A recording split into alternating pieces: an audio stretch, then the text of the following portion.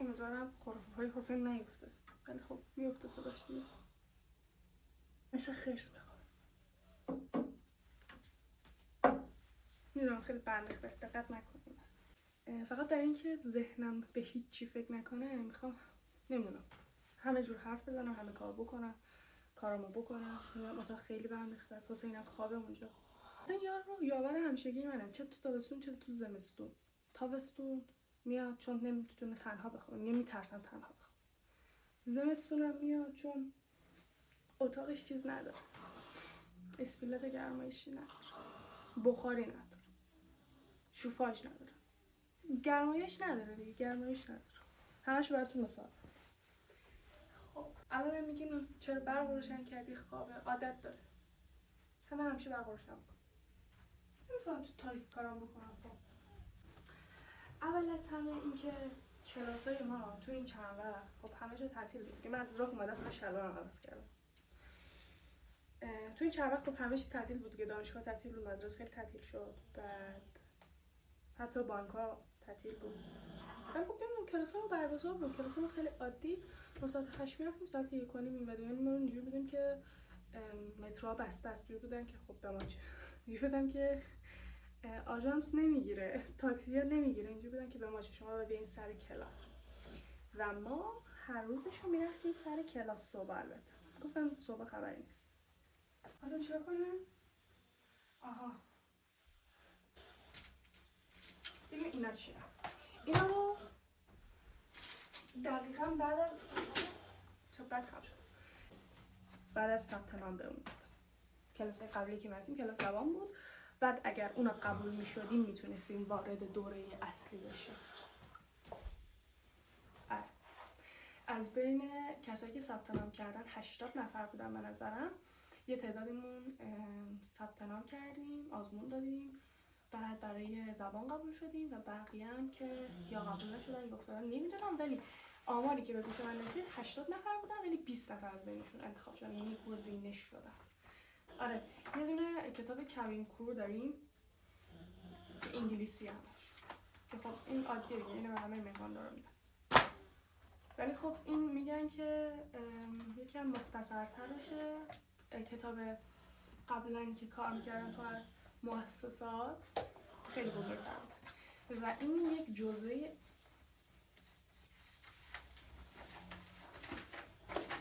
روز اولی فاتحه‌اش رو خوندم واقعا. Later. و این یه جزوه است که نمیتونم نشونش بدم چون اسم مؤسسه روشه، ولی یه جزوه است، یه دونه از مدام دادم. آها و یه چیز دیگه هم دادم، یه دونه اینجوری باید نشونش بدم، نگاش نکن، ولش کن. نمیدونم به من گفتن که اسم از آموزشگاه جایی نبری. خب چرا؟ نمیبرم، ولی خب الان نشونتون دادم، حواسم نه. خب بریم سراغ چی؟ بریم سراغ لباسا. ما گشتیم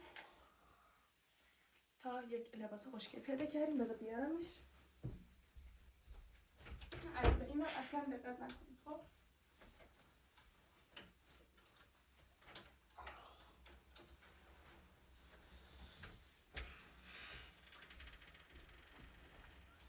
و بله ببین واقعا هم دوختش قشنگه، هم تو تن خیلی خوب وای میسه. یعنی من تو تن بقیه بچه‌ها هم دیدم خوب وای میساد، فقط تو تن من و چند نفر که اونجا بودیم نبود. هم تو تن خیلی خوب وای میساد، هم طرف آشنا در من داره، یه تخفیف خیلی خوب داد، چون حدودا 2-3 تیکه، هم شلوار هم جلیقه است هم کات روشه. ولی خب مال بچه‌های دیگه 2 تیکه است و اصلا دوختش خیلی افتاده، واقعا مثل مانتوی مدرسه‌ای. ببین واقعا مثلا اینجاش اوپن داره، خیلی رو شونه قشنگ وای میسته. واقعا ببین بهترین گزینه است. یعنی خودشون هم وقتی اینا رو پوشیدیم رفتیم، حتی جیبم داره، وقتی پوشیدیم رفتیم برگشتن گفتن که خیلی مانتوهاتون قشنگه، واقعا قشنگه. ما اینجوری بودیم که متشکریم، خدا راضیه. خیلی واقعا ارزش این همه راهی که ما رفتیم و داشت، خیلی راه رفتیم داشت. و خب گفتن هم میتونن اسکارف ببندین هم میتونن کراوات ببندین، که من کراوات مشکی داشتم یکم باریک‌تر از این بود. خودم یه سرمه بگیرم که جمعشون جمع بشه. و اینکه از اینا آها برای اینو نگفتم. برای این پینگا خب اسمش یادم نمیاد. همون خیابونه که بوم نقاشی و اینا داره دیگه.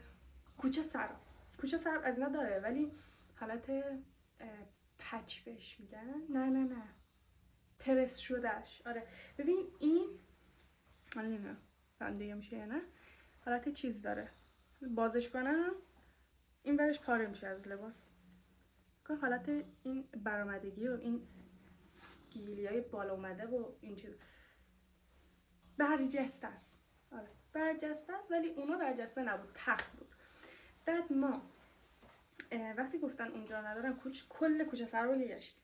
گفتن ندارن پرسجو از این مغازه به اون مغازه. آخر یک آقای به ما گفت برو خیابون دهیده میدون دهیده رفتیم. یک آقای به ما گفتش که برو پیش آقای فلانی بگو از طرف آقای فلانی اومدی بهت بده. و ما رسیدیم به چهارراه لشکر و حتی اون اولا میدونستیم بعد بریم چهارراه لشکر ولی مغزمون کور شده بود و ما خلاص سر در نیامد تا چهارراه لشکر پیاده رفتیم به خاطر این پینگ عزیز. بله چون فقط خواستیم تخت نباشه. مثلا وقتی میگم ما دختر رو واقعا مغز نداریم یعنی همینه دیگه. وقتی اینا رو پیدا کردیم واقعا انگار دنیا رو بهمون داده بودن. خیلی خوشحال بودیم. من به شخصه خیلی خوشحال بودم. حالا دیگه چی؟ اینو بگم کتاب همنامو که اون جلد دیگهش اسم جلد دیگه شدم نمیدونم. اون جلد دیگه شو من یادم مدرسه که بودم از خواهر یکی از دوستام گرفتم و خوندم و خیلی ازش خوشم اومد و در به در دنبال جلد 2 بودم دقیقاً از ترجمه پگاه خردادی و پیداش کردم و این چند وقت به لطف نبودن اینترنت تونستم بخونمش و واقعا پیشنهادش میکنم. خیلی دوستش دارم. این جزو اون معدود کتاباییه که من دوست دارم. اگر دوست داری یه چیز فانتزی سرگرم کننده قدیمی بخونی واقعا پیشنهادش میکنم. کفش خریدم. کفش حالا جالبه کیف نگرفتم چون این کیفه رو دقیقاً 2 ماه پیش از شروع کلاسم گرفتم. گفتم همینو میگیرم دیگه چه کاری الکی خرج کنیم. همین میگیرم فعلا خوبه. حالا تا بعد کفش گرفتم که گفتم کفشا باید اداری باشه و من همیشه هیتر کفش اداری بودم. یعنی اینجوری بودم که چه کفش مزخرفی، چه کفش چرتی. نظرتون لباسم عوض کنم احساس کنم با اینا داره گرمم میشه. مثلا لباسم عوض کنم بعد میام بهت نشون میدم. اگر آرایشم خرابه، اگر سر وزنم نادرسته دیگه ببخشید دیگه ساعت 1 شب دیگه چیکار کنم؟ دیگه الان یه خلاصه داشتم میگفتم من همیشه هیتر کفش اداری بودم چون واقعا من کتونی فقط کتونی نمیتونم راه برم. مثلا با اینا هم که گرفتم تا 2 روز بعدش فقط راه میرفتم که بدونم چجوری با اینا رو بعد راه رفتم. این خیلی ساده است. 2 جور کفش ساده مشکی که اینقدر پاشنه هم داره. پاشنه دار گرفتم چرا؟ چون بنده بسیار قوز میکنم. یعنی الان هم که داری میبینی قوز میکشم ولی بس صاف راه برم و نمیدونم چرا وقتی کفش پاشنه بالا میپوشم صاف راه میرم و نمیدونم چرا رو خیلی گفتم میدونم. آره دیگه سایز 39 خوب بود. میارزید. گرفتم که تا اینکه مثلا که هوا خوبه مثلا اینو بپوشم. میدونم الان زمستون سردم است. یه بوت هم گرفتم مغزم کار کرد. بله ببین خیلی کفش اداری چرته هنوزم هیترشم. حالا اینا رو امشب خریدم. اینا رو امشب خریدم. اونا رو موقع لباسام خریدم. نمیشه چند روز پیش. حالا ببین من عاشق کفشام شدم. یعنی من به خاطر این 2 جفت بود انقدر راه رفتم که نمیشه. من از پودری خریدم. ببین از چیزاش خیلی بدم میاد از کسی که کلا به عنوان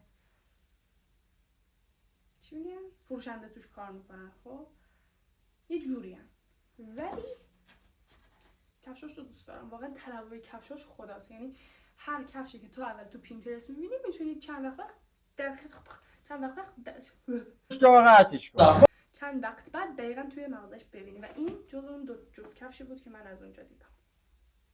البته یکی از دوستان گفت بازو فردوسی هم داره ولی من بازو فردوسی وقت نکردم برم دیگه. اون روزم امشب، یعنی اون روز برای اینا هم خیلی اذیت شدم، ولی خب چون خیلی پوشیدم در آوردم هیچ کدوم نمیپسندیدم تا اینکه همین ساده رو پسندیدم دیگه. اونم واقعا بابام خواست موهاش از دستم بکنه. برای اینا هم همینطور بود.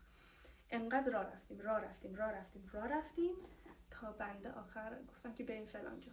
رفتیم اونجا و دیدیم داره و بعد البته دروغ نگم میخواستم برم فردوسی خب، ولی چون منطقه‌ای که توش بودیم به راهنمایی نزدیک‌تر بود و بابام خیلی عصبی بود از دستم، گفت بریم راهنمایی فقط بخر میخوام برم. من اینجوری بودم که نمیدونم راهنمایی هم داره یا نه، ولی فقط بریم پوتین و بعد برگردیم. قول میدم فقط برم پوتین. آره چند مغازه اون برترش هم داشت ولی دیگه از پوتین خریدم. ولی سر اینا هم بابام میخواست کله منو بکنه. من رفتم پاساژ فردوسی حس می‌کنم برام خوش قیمت‌ترم می‌افتاد. حالا دیگه خلاصه خریدیم دیگه.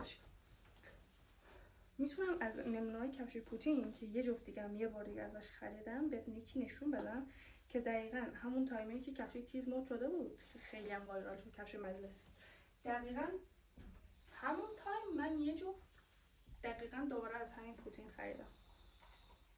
اون موقع اون تایم هنوز مغازه‌ها نیومده بود این کار ساده شد. ولی خب دیگه من پیدا کردم. برای همین میگم واقعا پوتین چرت هست ولی کفشای خوبی داره. باحال کفشش. من سر کفشام اسیری دارم. این دوتا رو میذارم این بر، اونو میذارم پایین.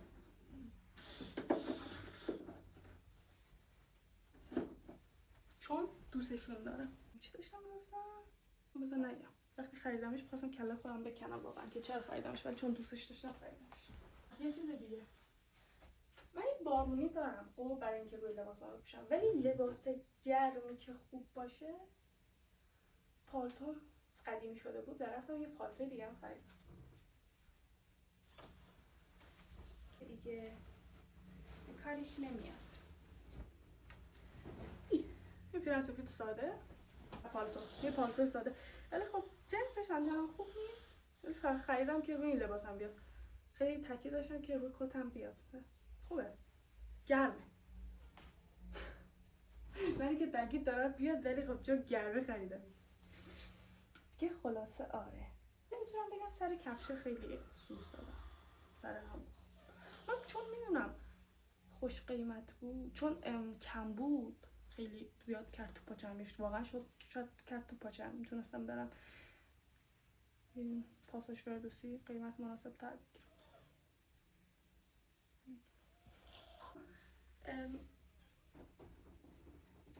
اینکه سومه‌ای هم که هستش دیگه، میتونم هم با اون بپوشمش هم با کیف مشکیه، ولی خب کیف مشکیه رو ترجیح میدم.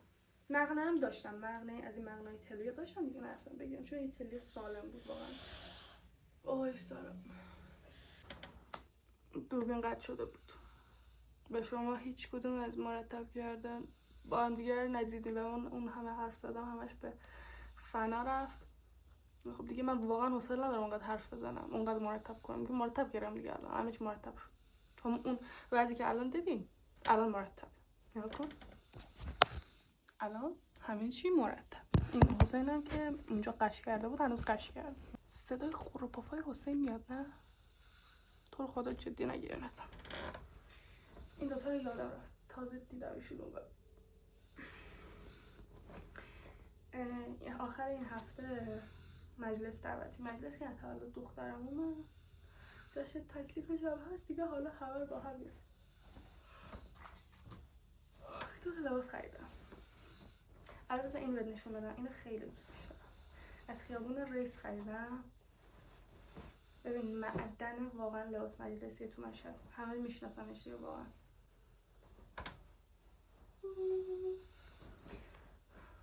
الان که ببینی اینجا نشستم نمیتونم بلند شم واقعا، حال ندارم، ولی خب تو دیگه تصور کن این روی بدن چقدر خوشگل بشه.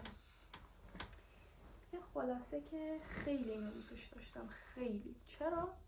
چون تو این چند وقت من یا داشتم کت میپوشیدم یا اوورال یا نیم کت، مثلا لباس مثلا حالت دیزنی پرنسسی اینجوری نگرفته بودم. بعد اینم گشتم، یعنی با من خرید اومدن هم صبر ایوب میخواد، هم پاهای توانمند و هم جیب پرپول. چون ببین یک طرف خیابون رو میگیرم تا تش میرم، دور میزنم و در آخر میپسندم که چی میخواستم بخرم و دقیقا این دفعه هم همین کار کردم و اینم مغازه آخر دیدم و پسندیدم، چون هم قیمتش خوب بود، هم به نظر میومد چیز کاربرده‌ای باشه و خب یه دونه بیشتر ازش نمونده بود واقعا. خیلی ساده است. خدا بده برکت. من گفتم حالا یه جایی یه مجلسی چیزی میپوشمش که آره. کتو میذارم اینجا براتون. این کت رو من توی پینترست دیده بودم، توی حالا آنلاین شاپ هم دیده بودم، ولی دیدم حدود اگر اشتباه نکنم 4 تومن بود. آره 4 خورده بود. بعد شلوارش 2 خورده که با هم دیگه سرجم شد 7 خورده یا قابل. که من گفتم که فاطمه تو کت نمیخوای، تو کت نمیخوای، تو کت نمیخوای، برو خونتون فعلا، خدا نگهدار. و سعی کردم از جوب بزنم بیرون وگرنه گول میخوردم اونم میخریدم. دو تا الان حال ندارم جمع کنم، میذارم همین بر. انشالله فردا جمعشون میکنم. دوستتون دارم، خیلی مواظب خودتون باشین، مواظب خانواده‌تون باشین. شب بخیر.